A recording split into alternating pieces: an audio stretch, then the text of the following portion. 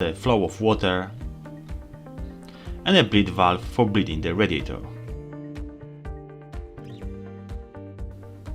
On the feed side, on the pipe with hot water from the boiler, I've got an old thermostatic valve.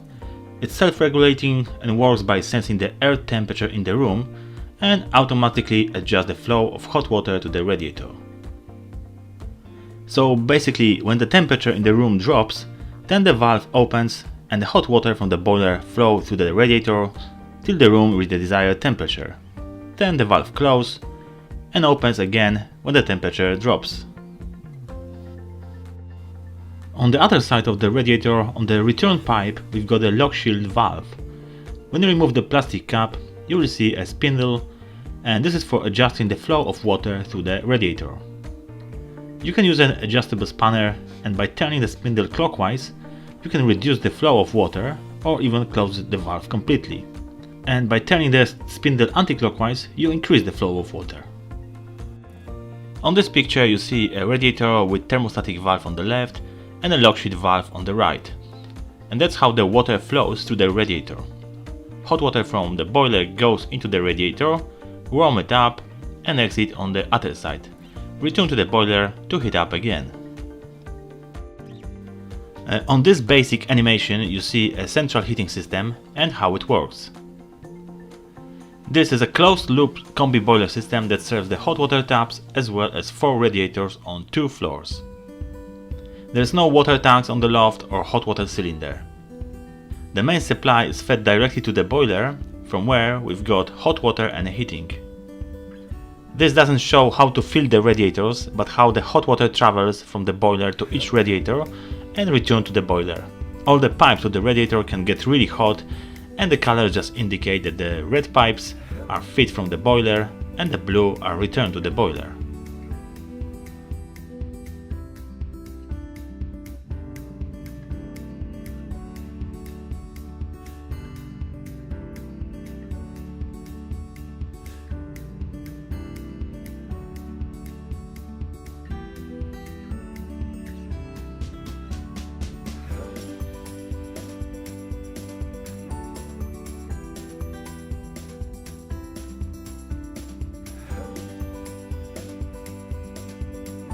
So that's how the radiator works, but what to do if one or few of them are not getting warm enough or just stay cold? One of the reasons why the radiator is not working properly might be a trapped air.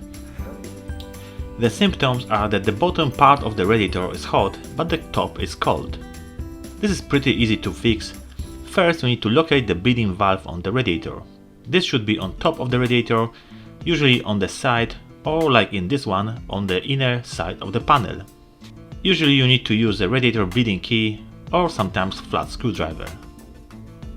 So when you find the bleeding valve, put the bleeding key inside, turn it anti-clockwise and release the trapped air from the radiator. And wait till the water starts dripping out.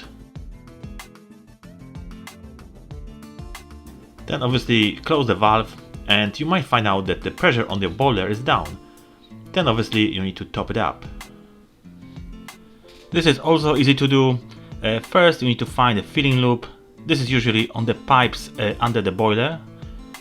Turn off the boiler, wait for all the radiators to cool down, open one valve on the filling hose, then slowly open the second valve, and the water from mains will start to fill the system. Always check the pressure gauge, and if you fill it up to 1–1.5 bars, then you can shut both valves and turn on the boiler.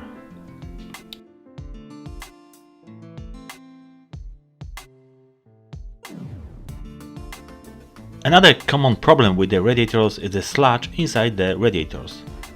The symptoms are that the radiator is partially hot, usually on top, and the bottom stay cold. Sludge is a mix of dirt and rust that builds over time and gathers at the bottom of radiators.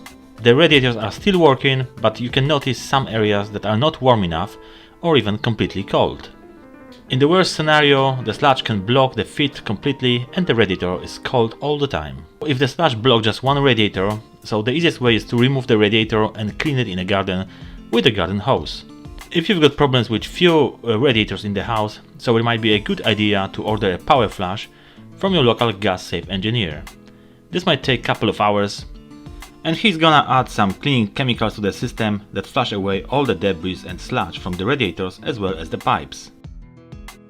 If you checked your radiators and there is no trapped air, no sludge blockage, and all the radiators working fine except one or two, then possible solution might be to balance all the radiators. When you balance the radiators, you balance the flow of water, so you can allow more water flow to the colder radiators and less to these that are too hot. To do this, you need to play with the lock shield valve, the valve on the return side of the radiator. Here is a sample of 3 radiators that work in perfect, but the last one in the system remains cold, even if all the lock shield valve in each radiator is fully open. If you reduce the flow of water in these 3 radiators that working fine, then the flow rate will be enough to supply the 4th radiator as well. And you can achieve it by fully closing the lock shield valves in each radiator and then open it again gradually one by one. Starting with the first radiator that is closer to the boiler, this one takes most of the flow, so the lock shield valve should be open only 1/4 of a turn. In the next radiator, close to the boiler, you can open the lock shield valve a bit more than the first one, let's say half a turn. And you need to repeat this process to each radiator in the house by opening the valves a bit more as you go further from the boiler. The last radiator valve may be opened fully to receive the same amount of heat as the rest.